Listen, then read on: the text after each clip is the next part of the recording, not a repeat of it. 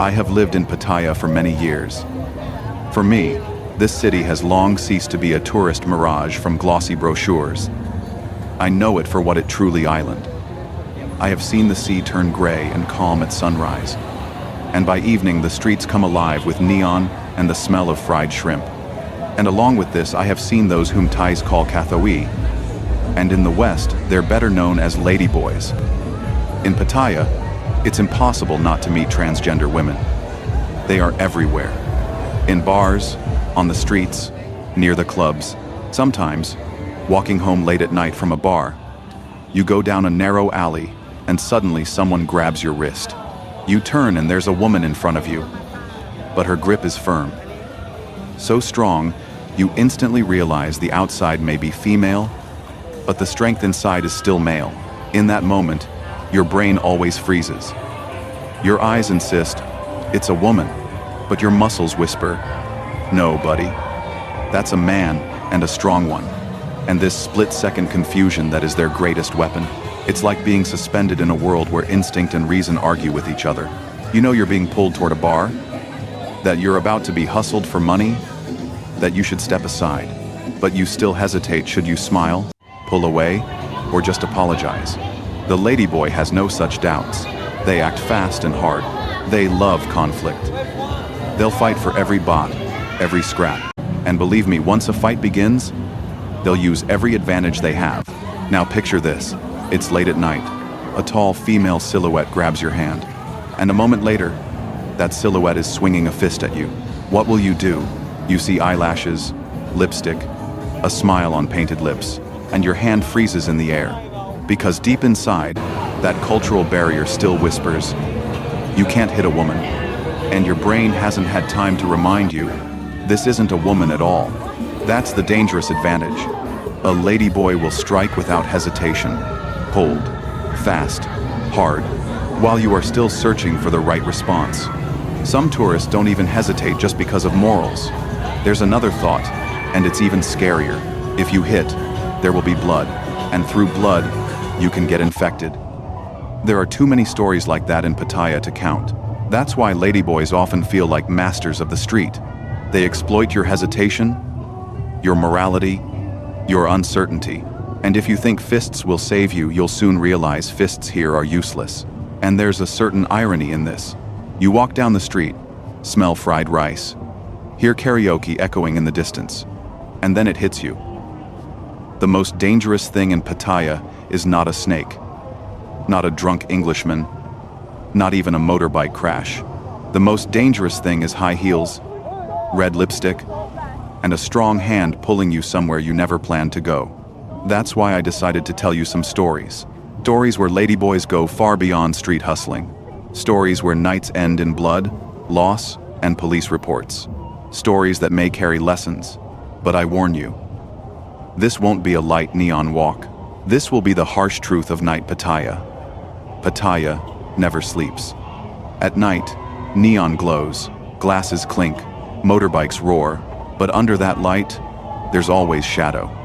September 12th, just after 5 in the morning, a scream tore through Nong Pru. On the 20th floor of a condominium, 65-year-old British tourist Duncan was fighting for his life. He had called for 2 women. Instead, 4 showed up, all of them transgender. The night turned from pleasure into extortion. The price? 10,000 baht each, 40,000 total, more than $1,000. Duncan refused. A tourist, but not a fool. And that refusal lit the fuse. In his own room, with views of sea and city lights, the fight began. A knife flashed. His skin split. Blood ran down his face. White towels turned scarlet in seconds. But Duncan survived. He escaped. He stumbled into the elevator, dripping blood, and reached the lobby. The guard saw a man who had just walked out of death's mouth. At 5:36, the call hit police lines. Lieutenant Manasak Poliem led the team.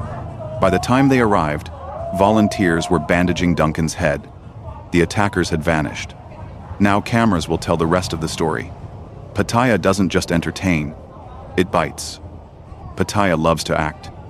Sometimes it's a cabaret, full of glitter and smiles. Sometimes it's a roadside stage, where life flips in seconds. A 54-year-old Russian tourist spent the night bar hopping, drinking, laughing, singing. By dawn, he was exhausted. He sat down by the road, and sleep wrapped him like a wet blanket. That's when the angel of the night appeared. A moped, screeching brakes, long hair, velvet jumpsuit. To the eye, a lady, in reality, a ladyboy. The tourist opened his eyes and saw a smile. He still hadn't realized who stood before him, but within a minute, he had lost what he'd spent a lifetime collecting. A gold chain, a diamond ring, $20,000. Gone in a blink. He woke fully, and the jewelry was gone. His heart raced, and the truth hit him. He'd been robbed. He ran to the police. This time, the city itself had his back. Cameras. The city sees everything, and rarely forgives. Police tracked the moped, found the address, and behind the door the same velvet jumpsuit. Some jewelry recovered. The rest already pawned. Now the ladyboy faces court, and the tourist waits, hoping at least some of his treasure returns. Saturday night. Neon glows. Tourists wander. Music spills into the street. 54-year-old Saipal, from Sri Lanka, decided to try his luck. He noticed a slim figure in a mini dress and high heels. It was Mintran, 29 years old. A transgender woman. Saipal asked the price. She answered, but he wanted more. Can I check if you're a real woman? She allowed him once. But when he reached again without permission, without payment, patience snapped. The stiletto became a weapon. She grabbed his collar. He grabbed hers back. A scratch marked her chest, and then Mintran struck. 1, 2, 3, 4. The heel hammered his head again and again, each blow like a drumbeat echoing in a deserted alley. A minute later, Sepal sat on the ground, bloody, dazed. Police came quickly and took them both. In the station, Mintran calmly said, "He did what he shouldn't have." I just answered, "For Saipal, shame and scars. For Mintran, interrogation and court. For the rest of us, a reminder. In Pattaya, high heels are not only about beauty. Sometimes, they're weapons." You've heard the stories. About the Brit whose head was split open in his own room. About the Russian who lost $20,000 in jewelry. About the Sri Lankan beaten with high heels. And these aren't rare. This is Pattaya. A city where the sun warms you by day, and neon lures you by night like moths to a flame. Many think the danger here is the sea or reckless motorbikes. But no. Danger here can walk up to you in high heels, smiling. That's the real challenge. Ladyboys live on the edge of perception. Your eyes see a woman, your hands feel a man, and your brain just can't react fast enough. That pause is all it takes to lose your chain, your wallet, or your face to a stiletto. Later, in police stations, tourists shrug. One says, "I didn't want to hit a woman." Another admits, "I didn't realize who I was facing." Another whispers, "I was afraid of blood." Ladyboys know this. They exploit hesitation, psychological, cultural, even physical. And that makes them more dangerous than any street thief. Can you deal with it? Yes. But you need one quality: clarity of mind. Not drunken haze, not curiosity, not naive desire for adventure. Remember this. Not everyone smiling at you in Pattaya means well. Sometimes the smile is a mask hiding someone else entirely. So what's left for us? Be alert. Keep your distance. And sometimes just keep walking, even when neon promises paradise. Pattaya is a city of contrasts. Here you can find joy, love, happiness. But here you can also lose money, health, dignity. The rule of the night is simple. If something looks too tempting, there's probably a trap nearby. And remember, heels don't always sound like footsteps.